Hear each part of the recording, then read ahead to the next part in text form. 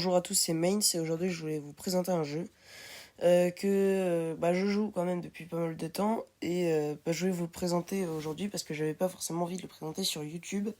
Ce jeu c'est Jurassic World, le jeu, un jeu de gestion de parc où on crée son parc finalement. On débloque des dinosaures et on fait des combats. Pourquoi je ne voulais pas le présenter sur YouTube? Parce qu'en fait, j'étais déjà, là je suis niveau 30, mais j'étais au moins niveau 25 quand j'avais eu l'idée. Et je m'étais dit que ça allait pas être drôle pour vous, que je commence directement épisode 1 niveau 30, à ce moment-là niveau 25. Sauf que, pour ceux qui connaissent le jeu, niveau 30 c'est rien du tout, c'est même très peu. Alors je me suis lancé, et je vous présente aujourd'hui cette vidéo. Alors les blablas c'est beau, mais les dinosaures c'est mieux. Alors on va passer à la présentation des dinosaures et directement les herbivores. Alors lui c'est le Triceratops, j'en ai un niveau 40 et un niveau 1. Pourquoi niveau 40? Parce que je devais faire 3 dinosaures niveau 40 et il était dedans. Il est pas mal parce qu'il me rapporte 1300 pièces toutes les 5 minutes. Ensuite j'ai l'Argentinosaure, pareil c'est un des 3 niveaux que je devais passer niveau 40, alors j'en ai passé un. C'est 2 bons dinosaures, ils me rapportent pas mal de pièces par heure. Oh là là, ils veulent s'échapper encore. J'ai pas le temps, ça perturbe. Donc, la suite des herbivores, j'ai le Pachycéphalosaure. Je l'ai débloqué, mais je l'ai pas forcément farmé. J'ai aussi le Nasutoceratops, j'ai toujours du mal avec son nom. Pareil, j'ai débloqué juste pour dire de l'avoir débloqué.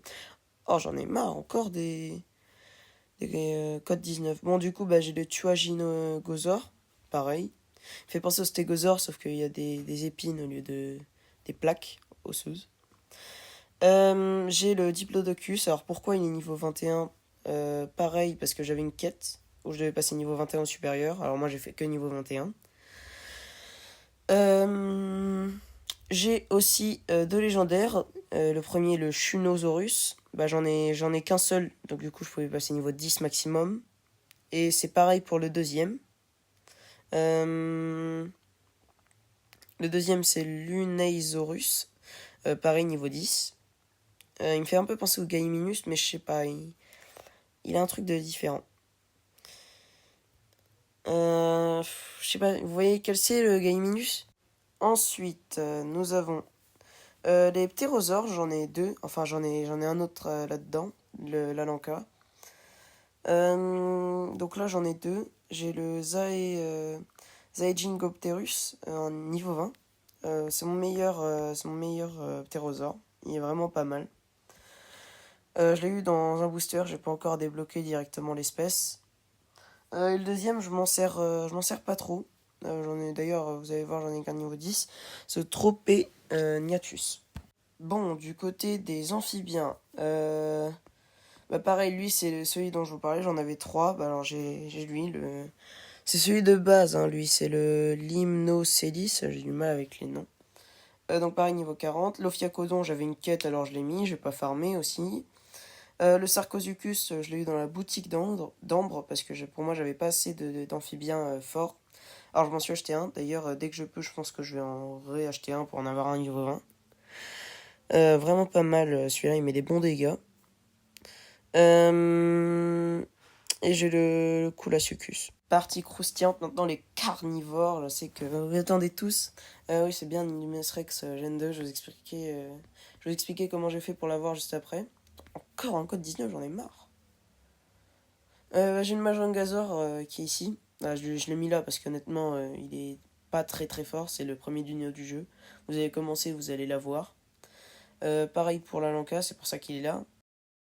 J'ai aussi l'hybride Alanka Majangazor, l'Alangazor.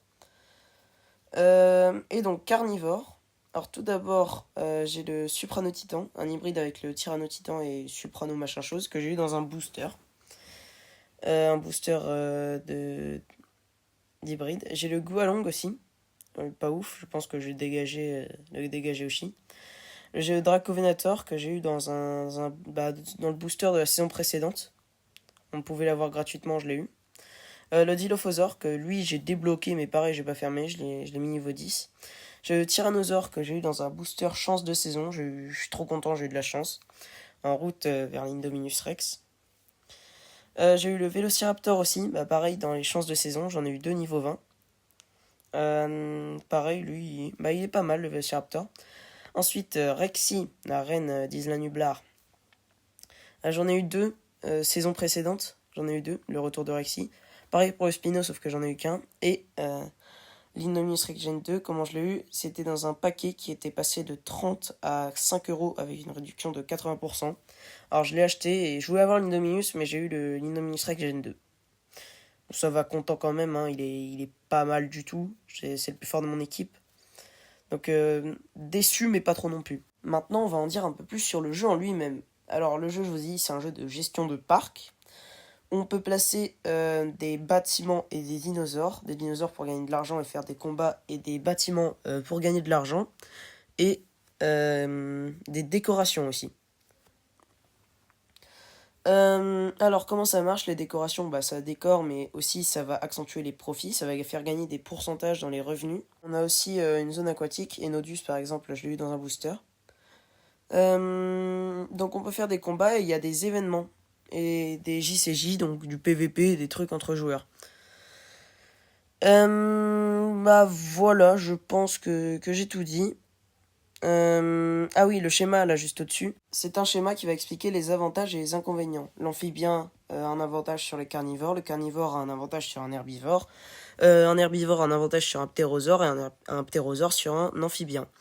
Ce qui est pratique pendant les combats, c'est que par exemple, si t'as un amphibien et qu'en face c'est un carnivore, le carnivore va avoir 50% de dégâts en moins, des dégâts qu'il met en moins, et ton dinosaure c'est l'inverse, il va avoir 50% de ses dégâts en plus pour attaquer.